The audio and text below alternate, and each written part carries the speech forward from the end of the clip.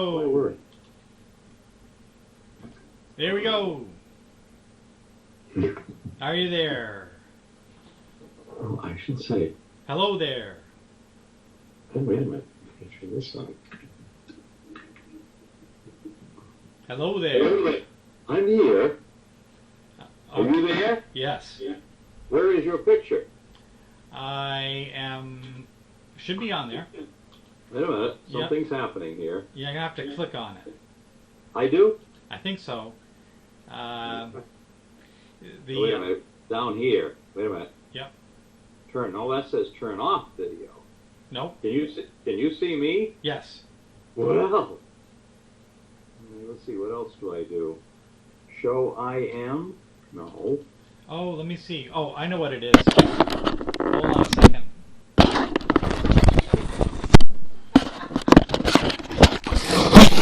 There we go. Oh, yes. That's Steve Rumpus. Yeah. Yeah, let's see. Full screen. Yeah, I had tape over it. Ah, yes. There. Look at that. Now. Yes, I can see you. Good evening. All right. You're kind of dark. Well, we can, yeah, it is. It's dark. Well, that's all right. I know you're there. There we go. There. Hi there. Well, greetings. This Greetings. is quite cool. Yes, this is very cool. You see me okay then, right? Yeah, it's good. Yeah, your camera works good. I look like an old dog. You know, we went by, Mom and I, she didn't know what else to do, so we drove up to the fish hatchery in New Hampton. And it was open. And they had lots of little fishes. They had one tank, and I guess they're trout about that long. How long? Oh, almost 2 feet. Wow. 18, 20 inches. Wow. Humongous. I wouldn't dare get in the tank with them. And, you know, they had fish you could give to them and all that. And on the way back, we drove by Hermit Lake, which I did a lot of work for Morris Huber. Well, it was Morris Huber who gave me a wonderful little saying.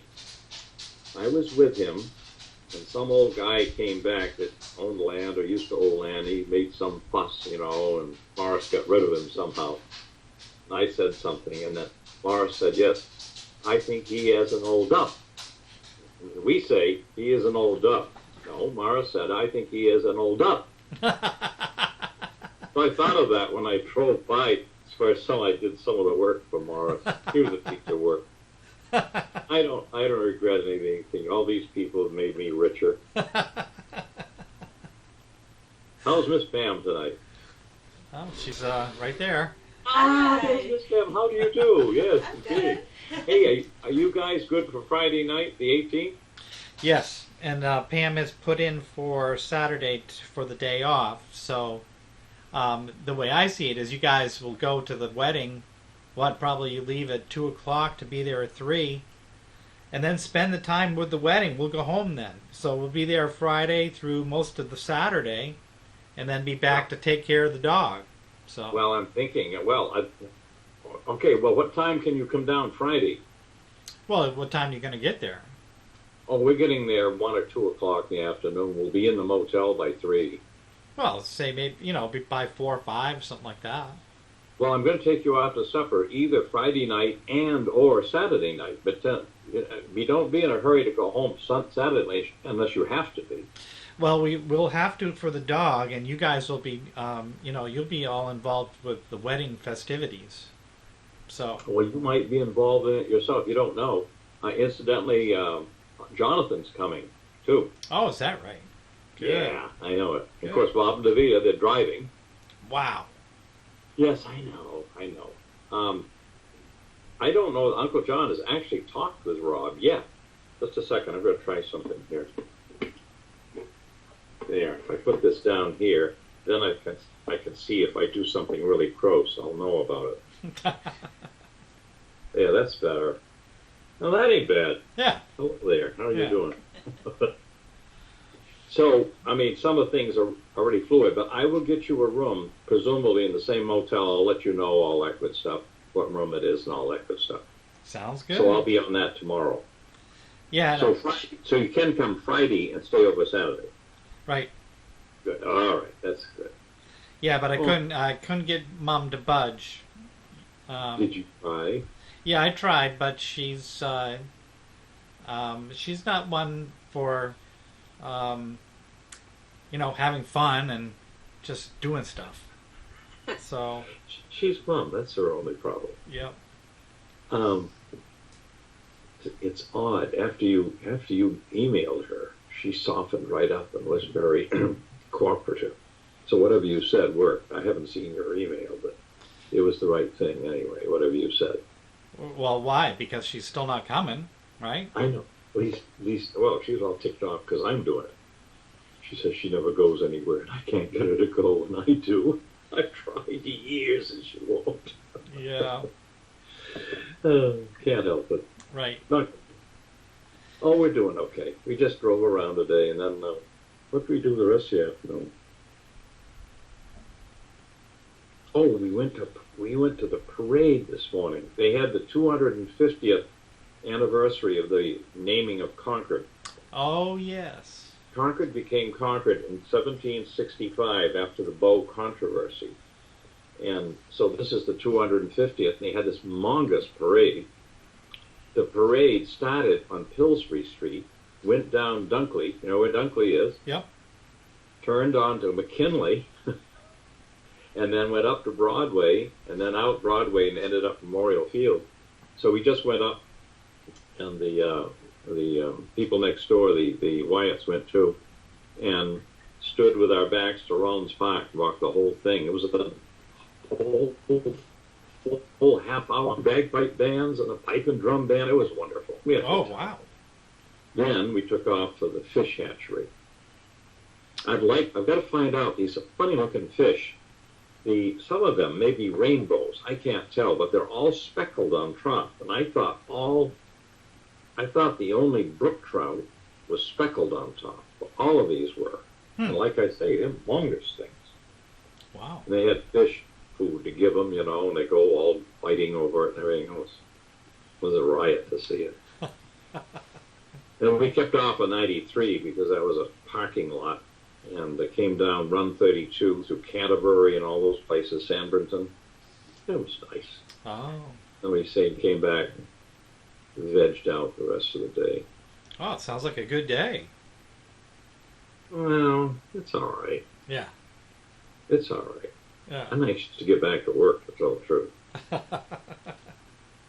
Well, backing off, I'm hoping to get caught up in some things. How hot is it down there? It's the usual low 90s, 3 to 5 thunderstorms a day. It's the worst time to be in Florida, definitely, right now. Well, it cools off with the thunderstorms, doesn't it? Yeah, for a while, but not long. And it dried out this morning, but then the thunderstorms came rolling in this afternoon. So everything's all humid and hot again. It changes. Well, I was down there. How many years ago did I come down when you bought the house? 2. 2? Was it only 2? Right? Yeah. Yeah. Well, I've kind of lost track. We had a thunder shower, every day. It's like just like it is now. That was in September. Yeah. It's almost 90 here, and it's going to be over 90 tomorrow. But then, after about a week of this, it'll start to cool off. How soon are you going to notice the difference down there? By the 19th of September? Yeah, in about a month. Yep. Yeah. Just about a month. I guess I was there in early September to get the house. Right. It was still bloody hot. Oh, yeah, it was hot. Yeah. Oh, well. Yep. We'll live with it. Yep.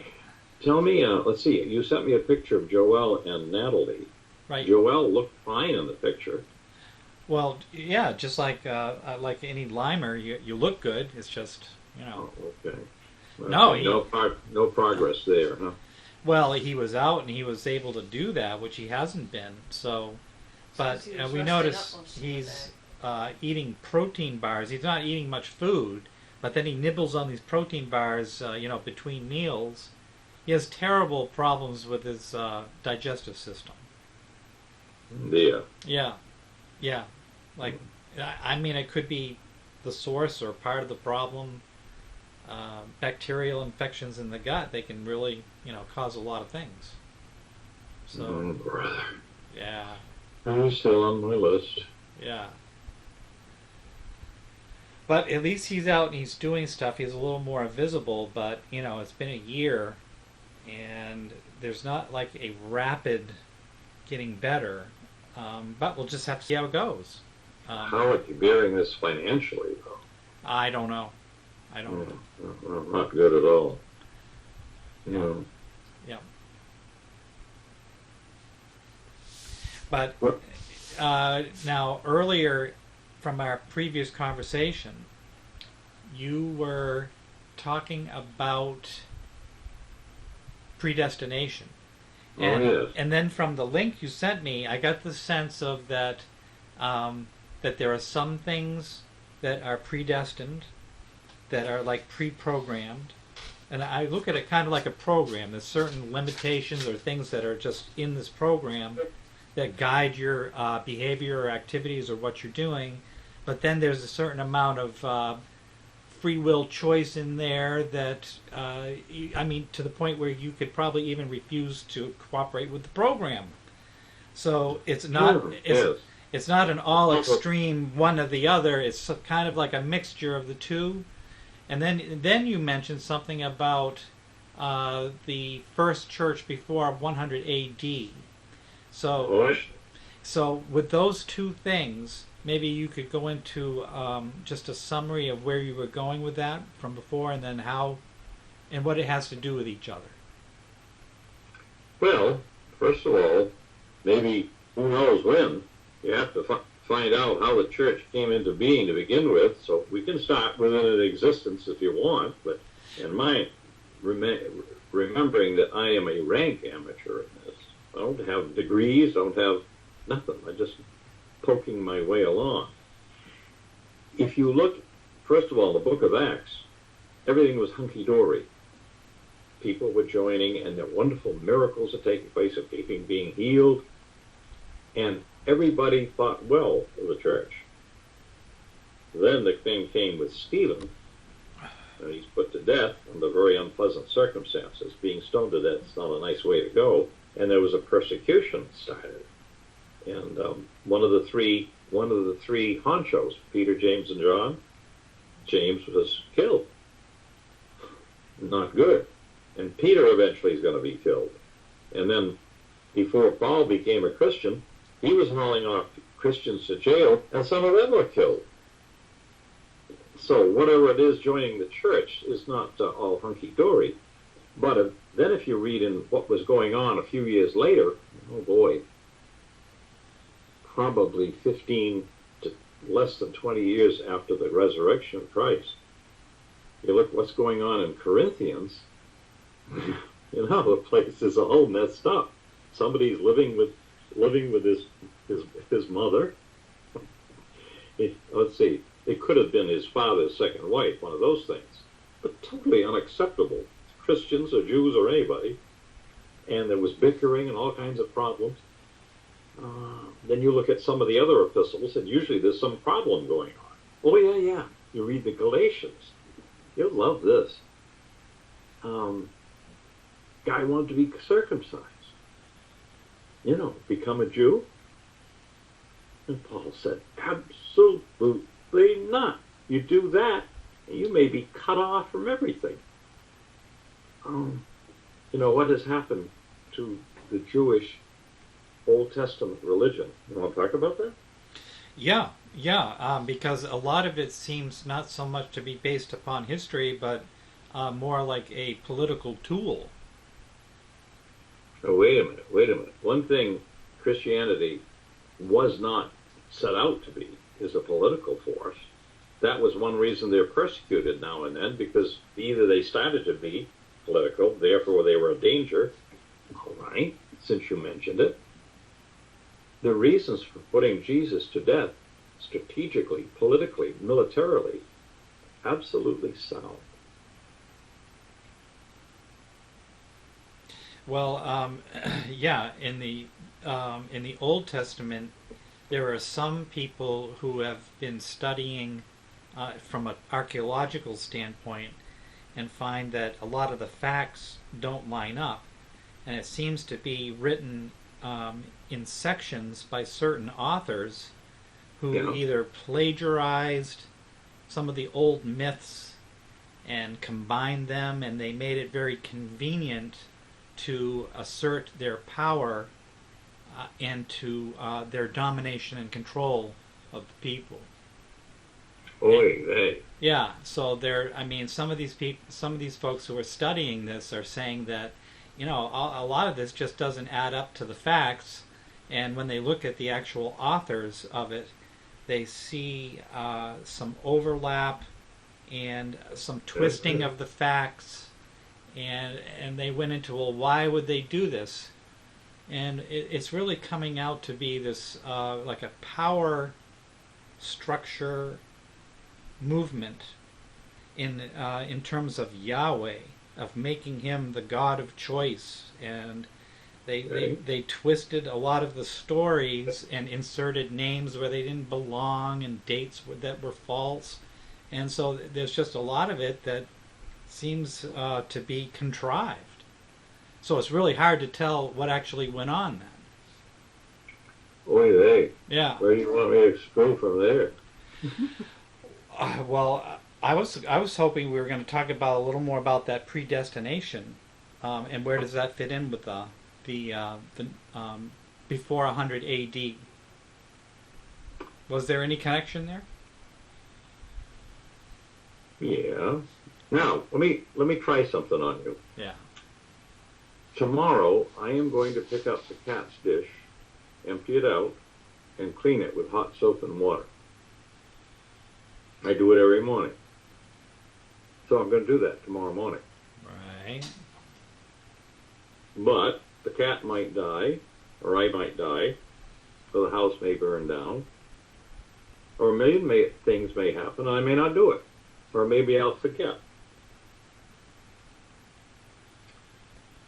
So God says, I will wash the cat's dish tomorrow.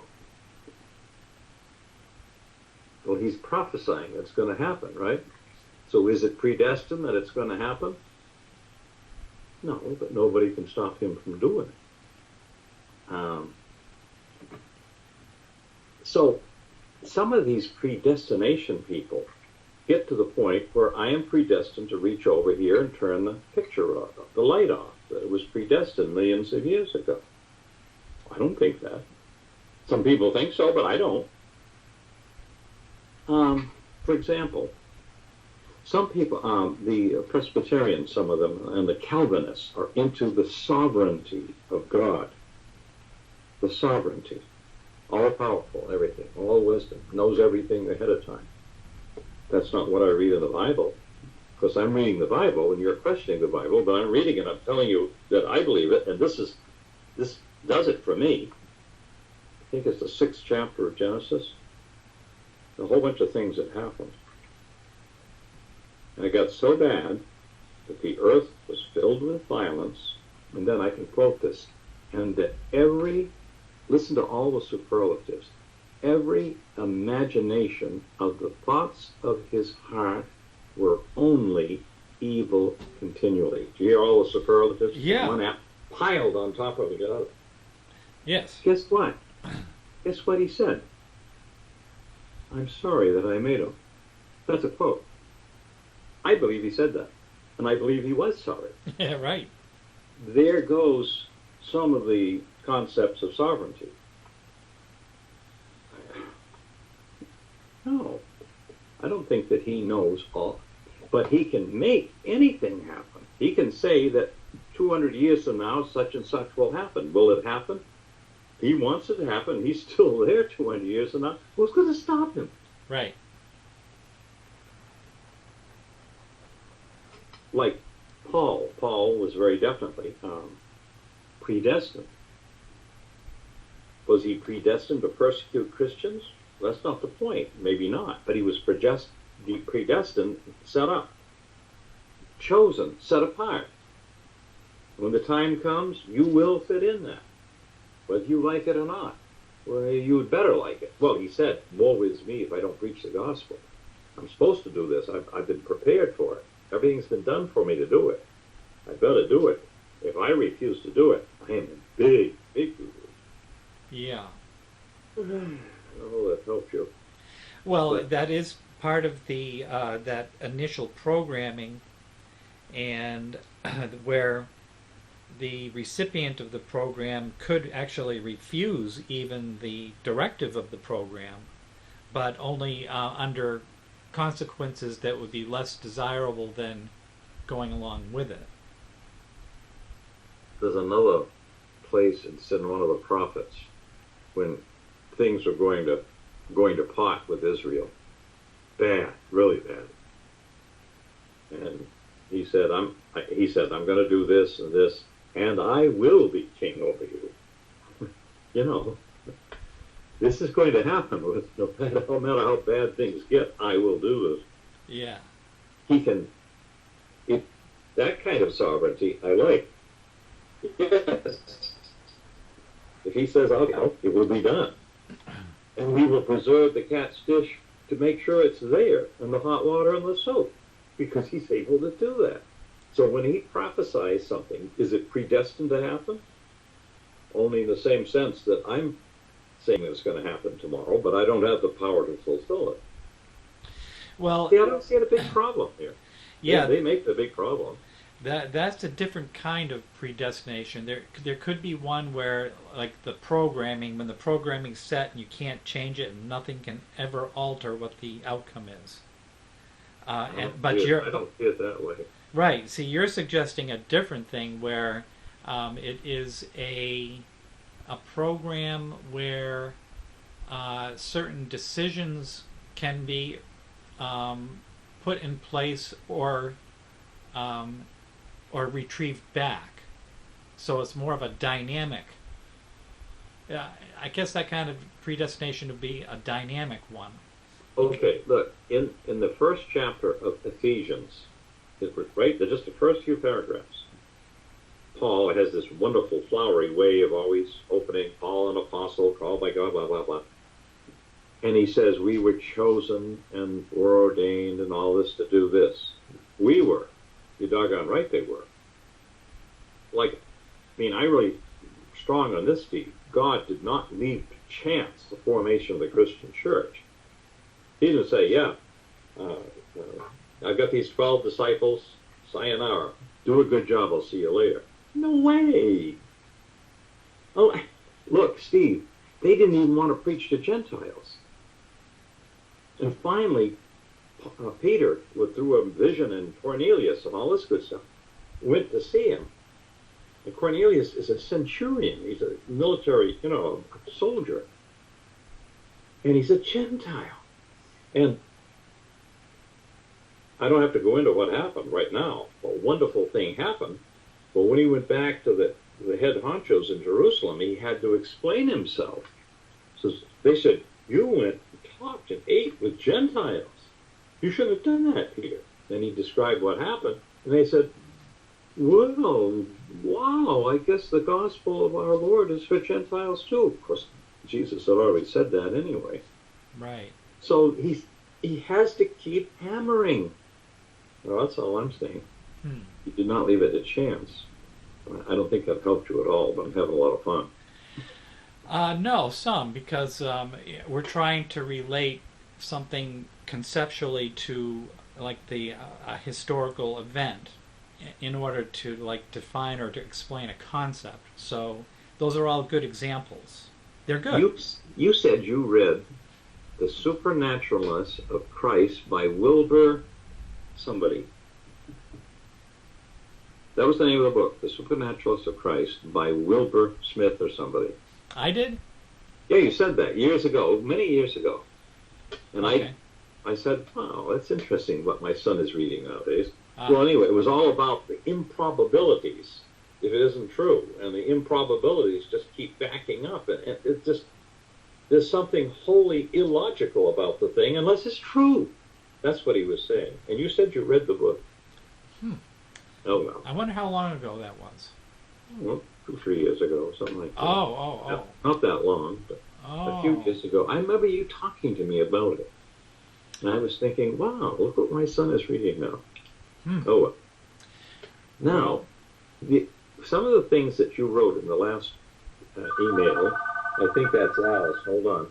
Okay. Hey, Mike. Hey, Mike. Mother, your mother does not believe. Yes, she does. I'll tell you that. You know, we have 4 wireless phones all over the house, plus 2 desk phones. Do you think she will remember to take one where she is? She won't remember to take one when we're sitting watching TV. And then Alice calls, who calls every night. Oh, there you go, waiting for it. I like to tease her. She's all set. One thing I noticed, I don't know much about Gnosticism except the odor of it. I think I know the odor of it. Because if you nail down the Gnostics, they sound like, okay, this is in Babylonian, the Enuma Elish. Now that supposedly is what means in Akkadian or Sumerian, when above, and it's a creation epic, you know, Tiamat and all that good stuff. Yeah.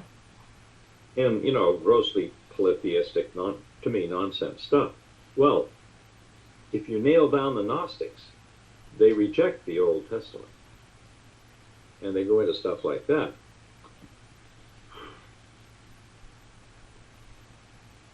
I happen to believe the Old Testament, even though I'm almost 80 years old. And there's something, I guess I need to tell you. You may have heard about it, maybe a long time ago, but I'll send it to you so you can read it. It's what happened. That's a woof woof. Yeah, she's going to have to be let out.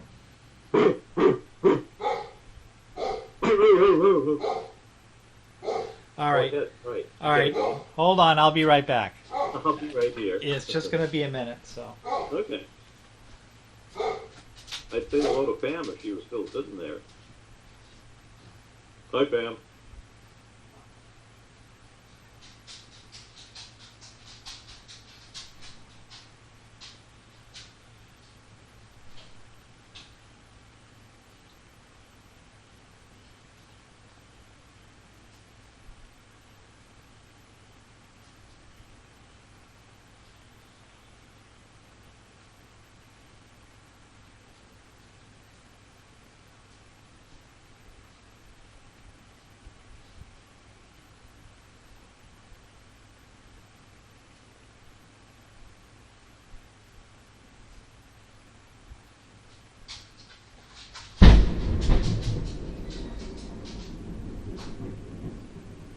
Oh, I hear the thunder.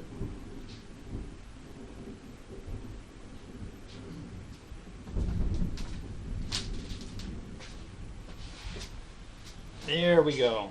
I saw the lightning and I can hear the thunder. Yeah, it's right outside at the door, too. This is a story you need to know about, all 3 of you boys, as you grow older and after we're gone.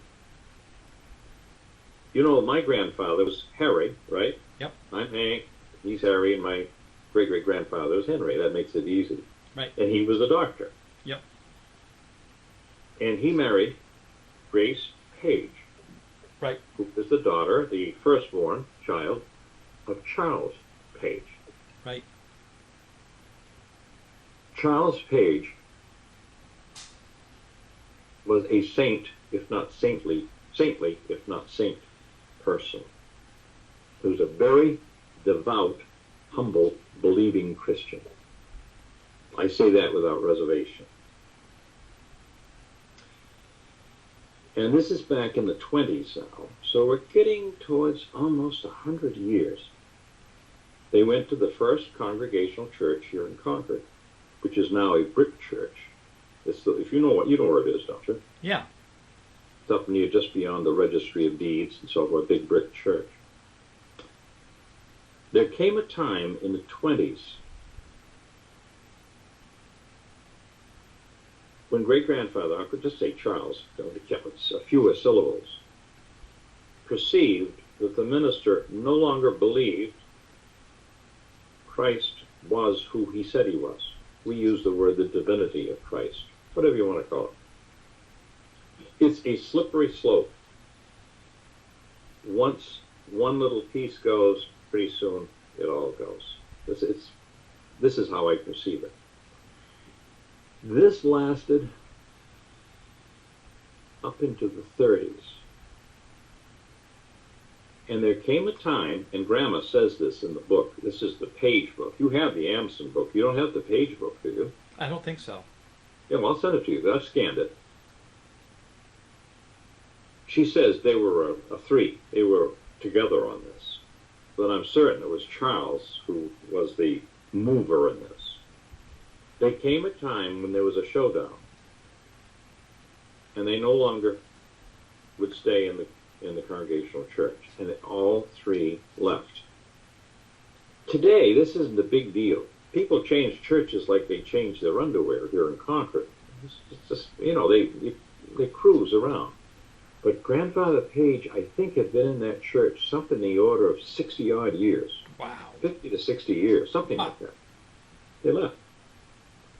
And how do I describe this? Oh, this is like a whole family turning communist or something. In other words, socially, it's a very huge deal at that time. Right. It wasn't a small deal. Right. And he wrote letters to the minister, which we have, it's in the book. And he also had a letter which was only opened after his death. That's in there too. Typed up. Grandma was a great one for putting stuff together. Grandma and Grandpa became Episcopalians, St. Paul's Church. Great-grandfather, I don't think joined any church, but when he was died, he was very, in other words, they had the service in the small part of that church. So that's as far as he went. This is just a belief of mine, and it's my memory of my grandparents. And my mother and dad, too. I used to think, and I even wrote, when I gave you copies of the AMSDEN book, one of you, either you or Nate or Randy, I said, yes, they were the gods. Well, no, they weren't the gods at all. In fact, by the grace of God, I've come to understand they were very much human beings, and I see this now. But you know what?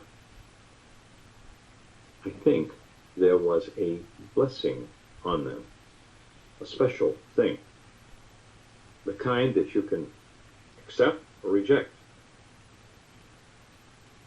I think they generally accepted it. I think that blessing extended to my father. Did he accept or reject that? I can't go into that. I don't know how far it goes down the generations, but I sense this. There was something surrounding them all the time. No, they weren't gods. They were blessed by God. That's the whole difference. Right. They were ordinary people. Right. They had troubles. They had all kind of troubles. There's another thing. So it gets this whole entire topic. This gets into the Masonic thing. My grandfather, AMSDEN, and my grandfather, Tolman, were both Masons. Grandpa Currier was a 32nd degree Mason. And Charles AMSDEN was a Templar Mason. And just for what it's worth, to me, there came a division between the Masonic influence and the biblical core Christianity influence. And the latter prevailed in our family. I'm certain of that. I haven't got much further than that, Steve, but some of this is very well documented. Well, that's pretty good. I mean, that's an interesting look back into the family history and the family tree, and the idea of the blessing following certain parts of the generation down. I mean, that's fascinating. It's, the blessing is not documented. What happened, what I told you, is that's very well documented, that they left. Oh, yes, in his last letter, was to be opened after he died. He died on New Year's Eve, 1935. He knew that I was on the way. I know because he understood that Mom was pregnant. Grand Nanny was pregnant. Well, you never said that. You never say such things. Oh, you're indisposed. Oh, I see. And Right. he mentioned something. She says, yes, I'm pregnant. Well, you're not supposed to say that in those days. So he knew. So he knew. But he said in the last letter, I will continue to be your ambassador before Christ until you are all safely home.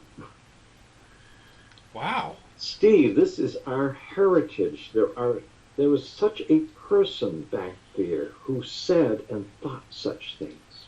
Now, I'm going to give just as candid as I can, because they're all gone. I can get away with it. Grandma, being his daughter, well, she's the firstborn, and this is what Dad thinks. This is the way we ought to go. And Grandpa, my grandfather, I'll tell you, this is funny. When they first got married, he was a Baptist. And of course, she was a Congregationalist. And they first moved to Attleboro. That's where he first had his practice. Well, Harry liked to go with the Baptists. And Grandma didn't think much. A lot of them don't pay their bills. And she managed to jolly him out of being Baptist. Just the way, women have their ways, okay? So anyway, I see Grandpa AMSDEN as, well, he became and had his own very true, deep faith. But at the time, what do you suppose he thought about this? At the time, he started out as a Mason through his father. Because you know what happened with his father, right? Right. Oh, very bad, Steve. I mean, talk about a division between the AMSDENs, the Pages. How can you have it any clearer? Charles Ampen screwed up everything with his son and his daughter-in-law. So what is there left? Just Charles. Yes, it went. Does the Lord have his hands on these things, on these kinds of things? You bet your sweet Biffy he does sometimes. In this case, I don't know. It's not my business to know. So I've told you, I've told this to Bob. I've probably mentioned it to John. I'm not sure I've spoken with it to Nate or Randy, but I've spoken with it to you, and I'll send you, it may not, it's too big a file, it's all PDF, but I'll try to send it anyway. Well, you print it out and read it. Well, if you use that Dropbox, that'll work for it. I haven't even tried to use it yet. I got to call you when I do. I've got some time tomorrow. You going to be around tomorrow? Yes. Good, because I may call you. We may try to do a couple of things, maybe even a Skype if we have to. Okay. The book she wrote about the Pages was somewhat similar to the AMSDEN one, except the AMSDEN one had a lot of drama in it. Some rotten things that happened. The Pages, it's very rich. All the people you're related to Daniel Webster through the Pages. Right. Not that that matters. Right. And there was pathos, though. There were 6-page children. They all died but 2. One of them under strange circumstances, maybe suicide. His sisters, they never married, just sort of waste away, and they're found dead and all that stuff. I mean, just endless tragedy, and a couple of his brothers. And then, of course, Charles's father, Moses Page, divorced his wife for mental cruelty. I mean, Steve, this is Page building in their glory, and this is the 1880s, and Moses Page divorces his wife for mental cruelty. You don't do such things. Wow. And married again a floozy who wanted his money and he didn't have any. Those kind of things don't sound like big tragedies, Steve. But in the context they lived and conquered, huge. Yeah. And then Pages went bankrupt, and when they reorganized, they dumped him, and it was done very cruelly. He never made any mention of it, never held him, no bitterness, no nothing. He was just that way. So what does this have to do with you and me? I don't know, Steve. Just bump along. If I get any more out of it, I'll let you know. Need your input. Needs your input on these things. Well, yeah, there are certain bad things in our family that have never happened, Steve. Thank God. Not because we're good. Right. Possibly because of the blessing. Right. Yeah. It's either that or or just plain dumb luck. I mean, sometimes I think there is that random factor in there, kind of like a ripple through things. Just like this ripple that goes through that'll either upset something that's going along just fine, or will straighten out something that's going on the rocks. Yes, that'd be nice if there's more of those. Well, now, back to predestination and all that good stuff. Yeah. I don't think that you or I are predestined to take advantage of that blessing if there is one. It's still up to us. Oh, I couldn't agree more with that. That may be it's not like Paul being predestined to be who he was. This is something which is plenary. It's there. You know enough, smart enough, you take advantage of it. Right. I'm very, very late to take advantage of it, if that's what it is, Steve. I think that it is. That's right. It's there right in front of us all the time. It's just either we come to a point where we can see it, but it's not enough just to see it. We actually have to stand up and embrace it. We have to actually do something. Yes. So it doesn't just come to you. It's there, but you have to go to it. Now, sometimes by whatever divine intervention, it could be granted to you by grace or whatever. But for the most part, 99.9% of the time, no, you actually got to stand up, step forward, and embrace it. Yes. If there is a blessing, then yes, I think that's that kind of one. It's not a unavoidable one. Right, yeah, it's not a predestined one.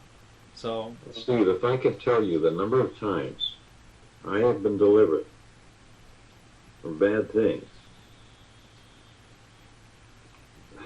it's not because I was righteous or good or anything. It just wasn't permitted to go that way. Well, there might be that that sense of guidance where I don't know. It's not like something on the outside, but maybe something on the inside, like a gyroscope, a gyroscopic guidance system. Yeah. I had some experiences like that. Not tonight, though. Yeah. Yeah. You wrote me that, sent me that article on Chileism. Oh, yeah. My glory, Steve. Oh, man. Oh, yeah, all right, let's go back to the year 100. Yeah. Okay. To me, I see as this little baby is born, the Christian church, all Jews, Once in a while I could slip that in with Mark and Toby and Nancy, but I hopefully didn't push it too much. But anyway, definitely nothing but Jews. And they had all things in common, and they took care of everything, and everything was going good.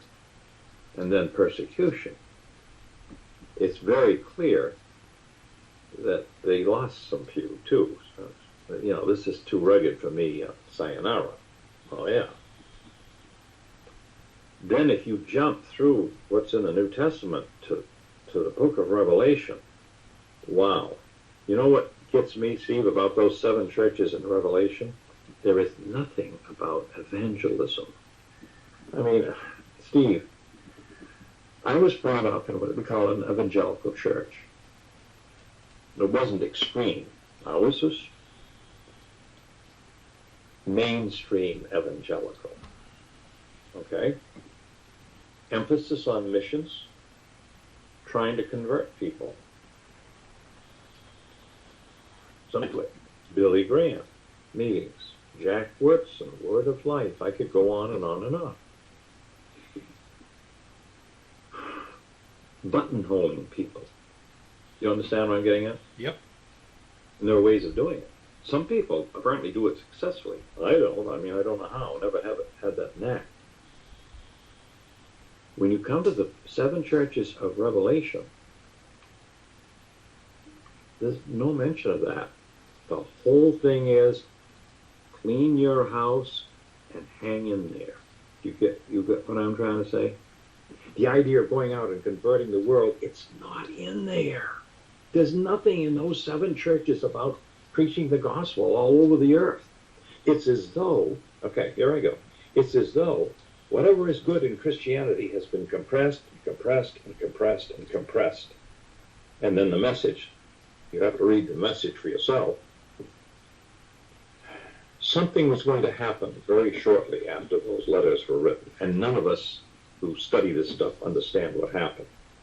But a few years later, the Christian church is no longer recognizable, in my opinion. It's all bishops and priests. Steve, Yeah.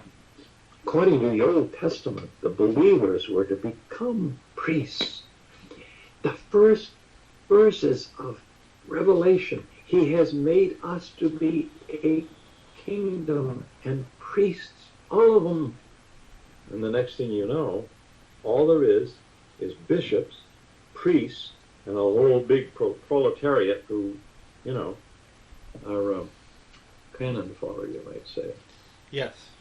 And it gets worse and worse and worse. And then Right. you get down to the time of Julian and Augustine and so forth, and it's all solidified finally. And no, Steve, I'm not, I've just dabbled in this. But I just don't see the true Christian church any longer until, well, I saw the true Christian church in the early Quakers. Yes, I did. You mean in the I'm satisfied. in the 1600s? Beginning around late 1640s. Okay, you can tie this to events. Charles I was decapitated about 1649. Charles II came in after Cromwell 1659. So there's a 10-year period. Whatever the early religious society of Friends was supposed to be, it was, and it was exploding even internationally in that time frame. And then by the end of the 1600s, the same thing has happened, somewhat similar, that happened to the Christian church, really. Right. This is my view, Steve. If you want to really get a modern Quaker irritated, ask him what he knows about, quote, the old Foxian Quakers. You say, what? What are you talking about? And then he'll go get a hold of somebody, and finally they'll tell him, oh, I don't know about that. Right. So to me, Steve, that's one reason I'm talking to you, because there's some things that happened to me in reading about them, and the group that I was in, that group didn't continue. I didn't continue with it, but they were sweet people. I don't have anything against them. And as far as I'm concerned, it happened again, at least then in the 1600s. And they're pacifists, Steve. They don't believe in killing people. I like that. Yeah. They won't. And they were persecuted unbelievably, Steve. Oh, man. Oh, right. Well, you can't be doing that. You have to be part of the program. If you're not part of the program, we're gonna look. They just cut the king's head off. They're after anybody that'll go against the power.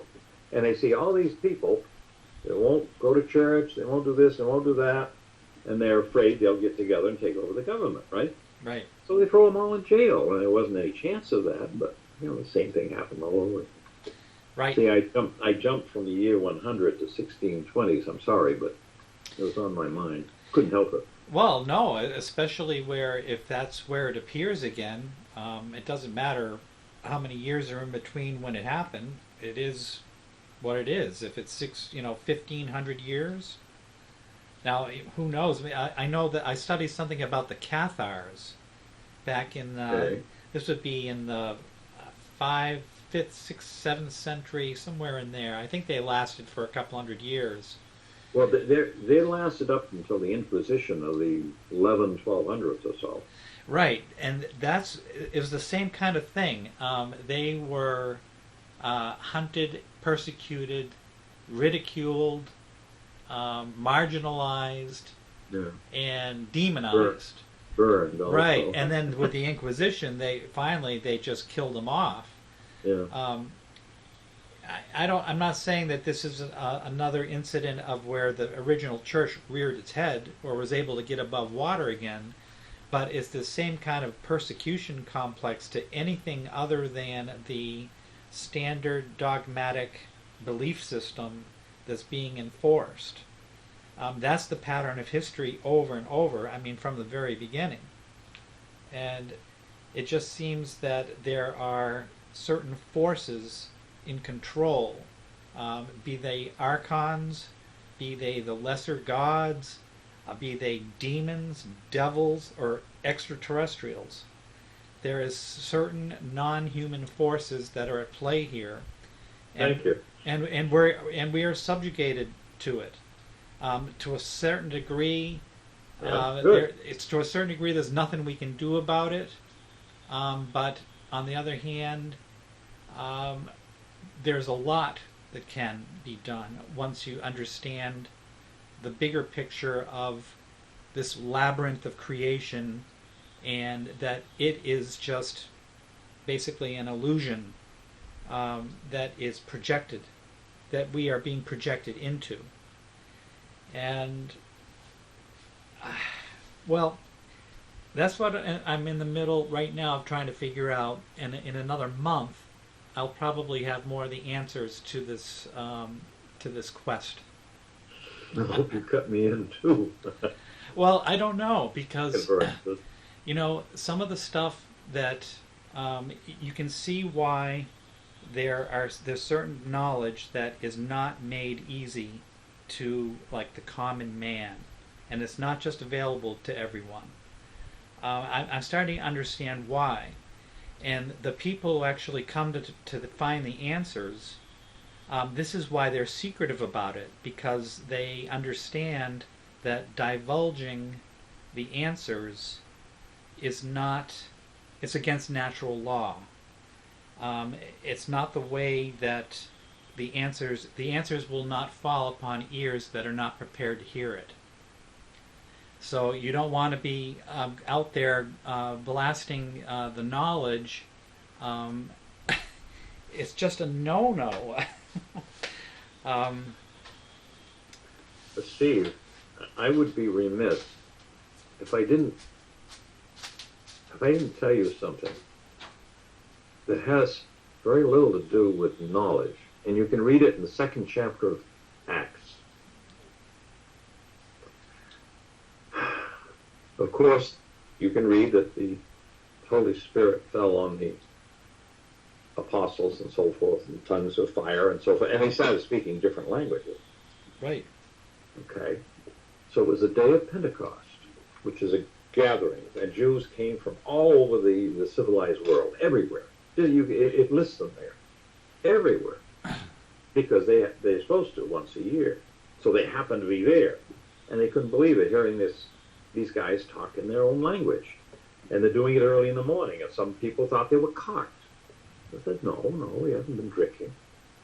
But Steve, so Peter preaches, preach a sermon.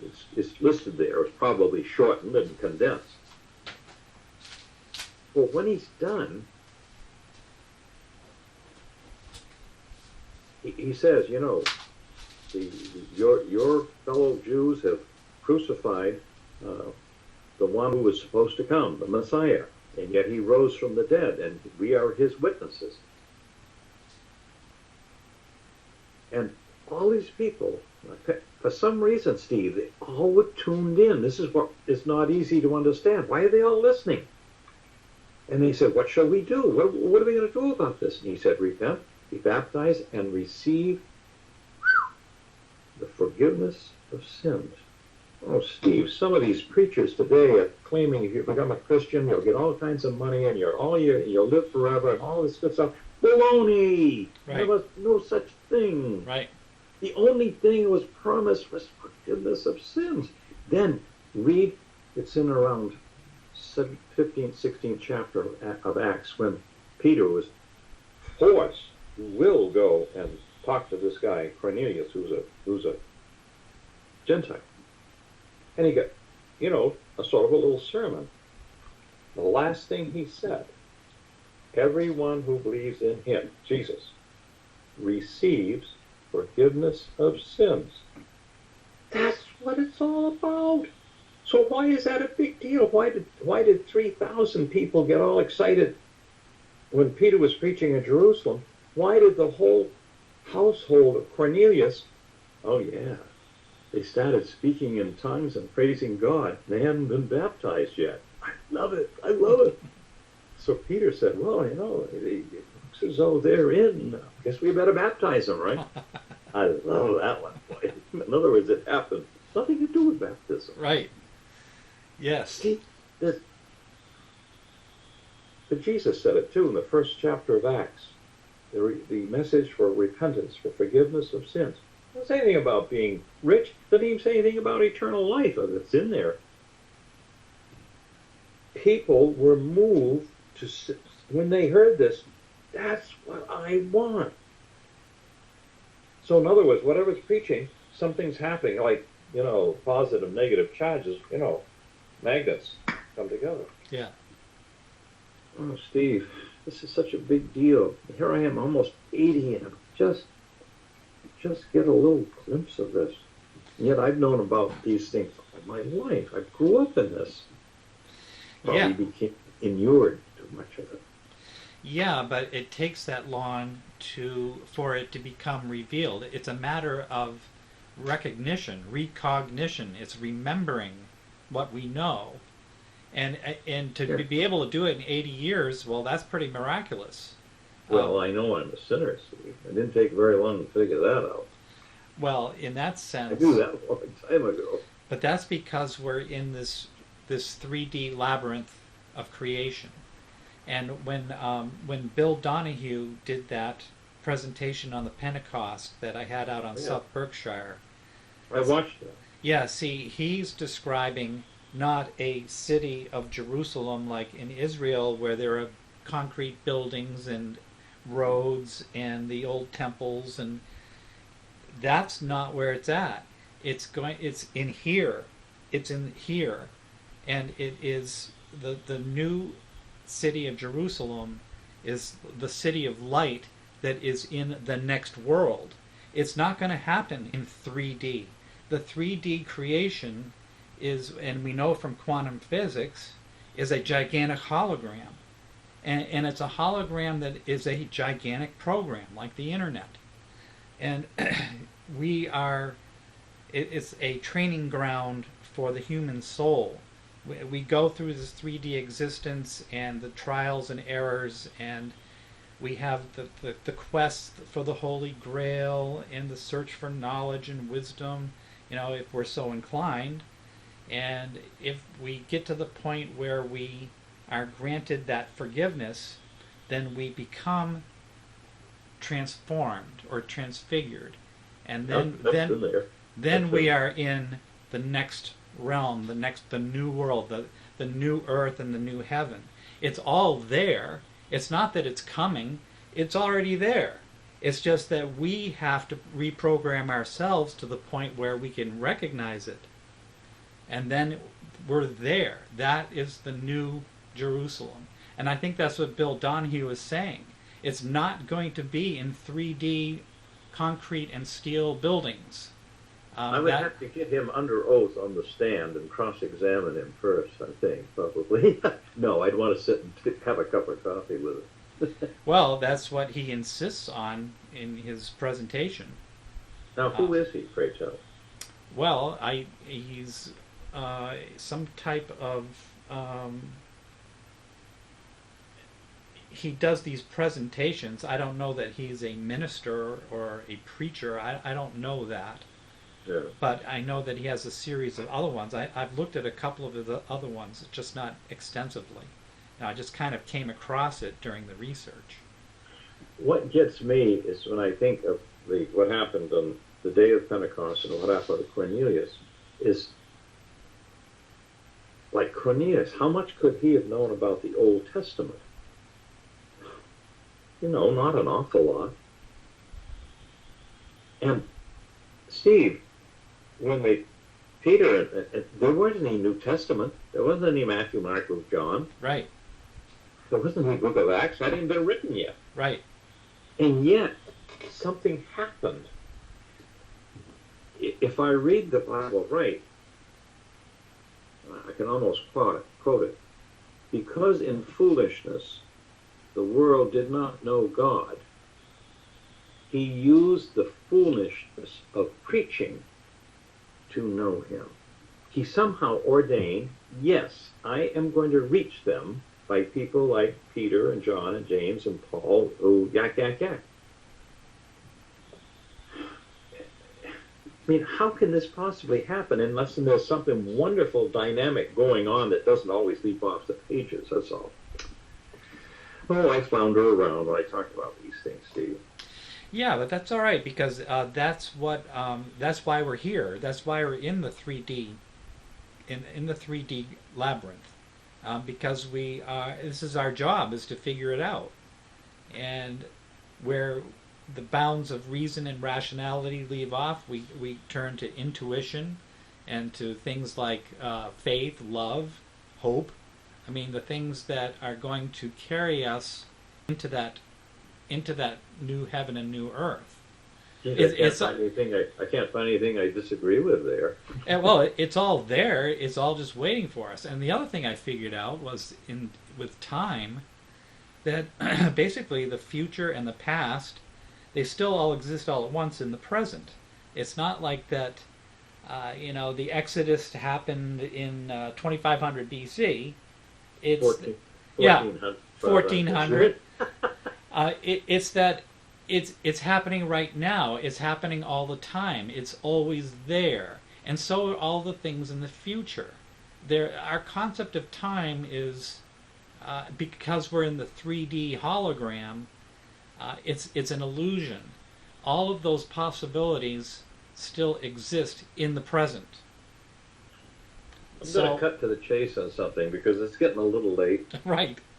If you read, I think it's like the 14th, 15th chapter of Genesis, when Abraham is sitting in his tent in the heat of day. Yeah. And he looks up, 3 guys standing outside. Right. Hey, remember? Yes. And he said, "Oh, come on, we're going to have something to eat." And he gets Sarah, "Come on, get with it." Right. He goes out and has somebody kill a little kid and so forth and prepare it. And they all sat down and ate. Apparently, all 3 of them. Right.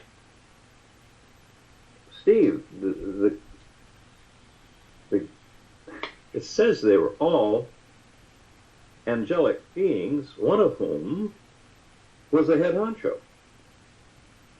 Right. Eating. Right. Eating. And then the angels go to Sodom. They have another meal that night. That's a whole other story. And then Abraham goes along and he bargains with God. I mean, you're not going to kill them. There's 50 people. No, 40. Gets them down to 10. Right. Excuse the expression, he Jews them down to 10. Right. No. There was only 4, and he got them out. But Steve, the account, which I have to believe, says that God, if he feels like it, can appear as a human being. Sure. Walk. Talk. How you doing? Eat. Don't go into what happens to the food. That gets messy. But he knows, okay? Well, that's a... Okay, so then along comes Jesus. Yeah, as far as I'm concerned, you read, "In him dwelt all the fullness of the Godhead bodily." I believe that. I'm satisfied with it. He has a human body. Very, very human. Incidentally, he was circumcised on the 8th day, in case you're wondering. Okay. And he gets tired, he gets thirsty, gets angry, he weeps. And guess what? You beat him up bad enough, he died. Dead as a doornail. I mean, that the whole idea of the spear going in the water and blood coming out, well, because when you die, the abdomen fills up with blood and all this good stuff. Okay, so 3 days later he rises again. Thomas doesn't believe. Unless I see the wounds in his hand and thrust my hand in his side and see the wound there, I'm not going to believe. And then Jesus appears and said, hey, you want to? Here, check it out. He's risen. Still a human body with a human, a different kind of body, yeah. Steve, it sounds as though those wounds will be there forever. Well, I'm getting into what I believe. So who is Jesus? He's all who he said he is, in my opinion. Yeah, I guess I've said, if I was being cross-examined by an inquisitors, that's what I would say to get out of being caught, being burned at the stake. They didn't like that? Fine. Here, go ahead. Right. Oh, I'm getting tired. No, So we've had I thought we would go for maybe half an hour, and I think we've gone way beyond an hour, so that's good. I ramble, Steve. I can't feel. The year 100, something, yeah. It's compressed and compressed and compressed. So that, if you look on a map, see, Ephesus, Smyrna, oh dear, just because I'm trying to remember, Pergamum, Thyatira, Sardis, Philadelphia, and Laodicea. 7 churches. They go kind of clockwise over. That's where they are. Start down here. Dun, dun, dun, dun, dun, dun, dun. And this is where the 7 spirits of God are, one with each church, and he walks in the middle. So the power center in the year 100 is these 7, apparently. Jerusalem isn't mentioned. Well, there aren't much of a Jerusalem left. By now that they're herding cows where the temple used to be. You know what I mean? Right. How about Rome? Nothing said about Rome. Then what happened? Oh, Steve, we don't know. We just get this little glimpse. But it just looks as though every one of these churches is told, hang in there. Just hang in there. Hold on to what you have. There's nothing about converting the world. Zero. Yes, but were they able to hang on to what they had? This is really weird. I have some faith in Google and Wikipedia. I tried to do that, and I couldn't find out squat. Nothing. Well, that's why I think that it's been systematically and deliberately removed or destroyed. Well, you can find churches in Turkey in all of those cities. Some of them supposedly dating back to the original time. But of course, all of them, a lot of funny things have happened in 2,000 years. Yeah, and all the evidence has been buried. Well, the spiritual evidence. And in other words, was there some crime? Okay, one of the churches, it was, I think it was Pergamum, either Pergamum or Thyatira. A person is mentioned, Antipas, as being murdered.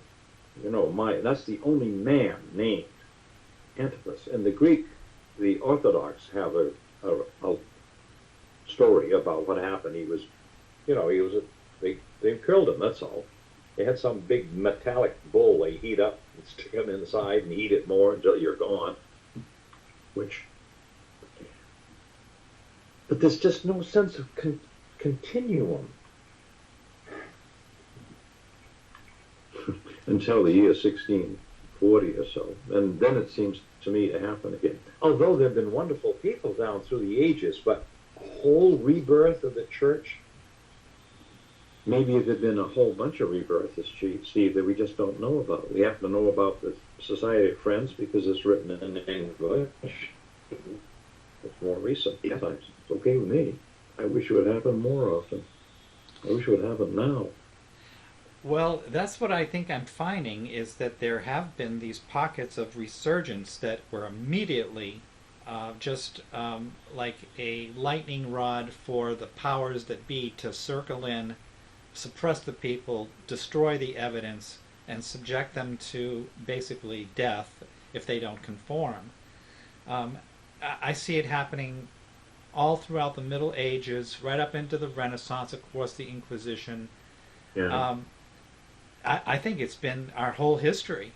The whole history has been a suppression of the very thing that we're talking about, which is basically the truth about who we are as sovereign human beings, and our true inheritance, our power, and that they just do not want us to know about this.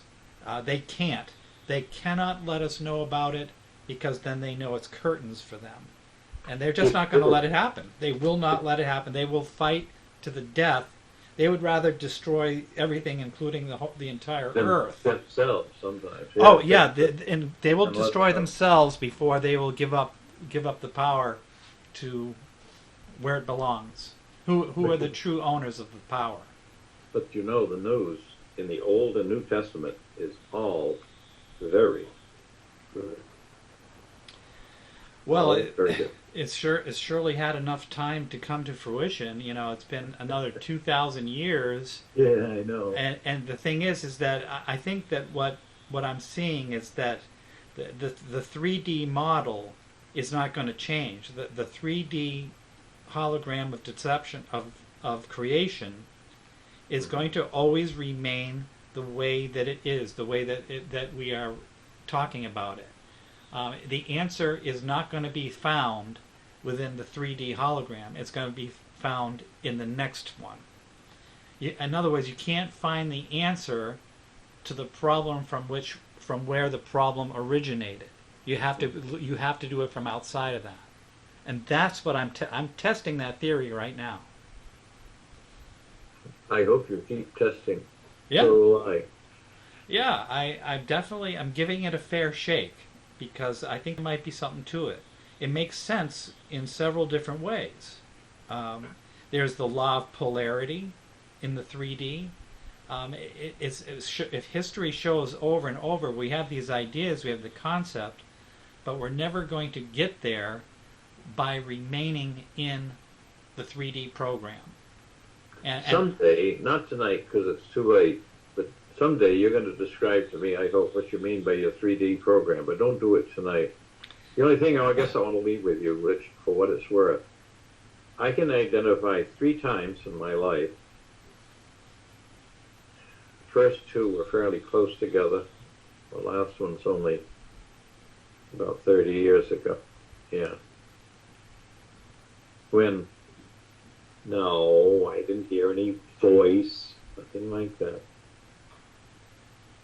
But something happened. Something I knew happened. I could not avoid the fact that it happened, and it was very good. I wish I had heeded them more when they happened, but I've never forgotten that they happened anyway. Hey, you can hear good on this thing, huh? Yeah.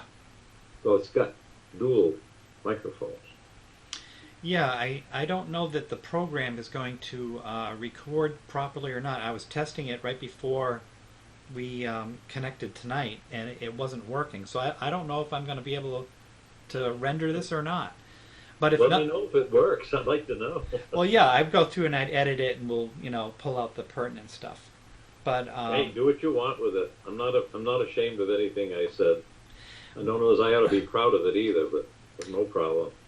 Well, regardless, yeah.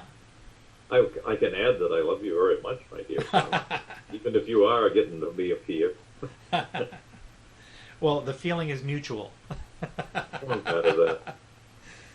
Well, I'm going to look forward to seeing you on the 18th, and stay as long as you can on Saturday. We don't really know what's going to happen yet.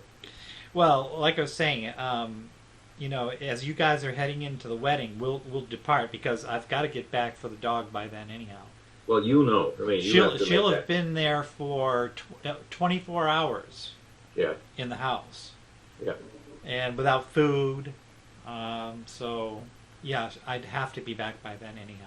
I understand, Steve. Yeah. Of course.